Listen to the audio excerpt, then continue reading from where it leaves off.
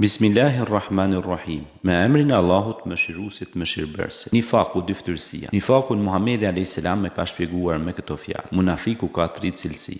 Kur flet, gënjen. Kur premton, nuk e përmbush premtimin dhe kur i besohet diçka, tradhëton. Dyftërsia është të punosh punë të mira për interes të kësaj bote, të shtirësh, të tregosh qëllime të ndryshme nga ato që i ke në zemër, të ushqesh armiqësi e tjerë. Njëra ndër format më të rënda të dyftërsisë është shfaqja e saj në ibadet. Për shembull, të falësh namaz që të shohë dikush, e jo prej dashurisë ndaj Allahut xhalleshanu. Munafiqët dyftërshit sipas Kuranit janë njerëzit të cilët në ditën e Kiametit do të dënohen më rreptësisht. Innal munafiqina fi darkil asfali minan nar wa lan tajida lahum nasira. Ska dyshim, munafiqët do të jenë në shtresën më të ulët të zjarrit. Surja Nisa, ajeti 145. Besimtari dhe besimtarja gjithmonë synon dhe vepron punë të mira dhe ruhet nga dyftërsia dhe ka kujdes në shoqërimin me njerëzit që janë dyftyrsh, pra nuk u beson atyre për shkak se ata tradhëtojnë dhe janë persona të cilët nuk i përmbushin zotimet, amanetet. Pra ata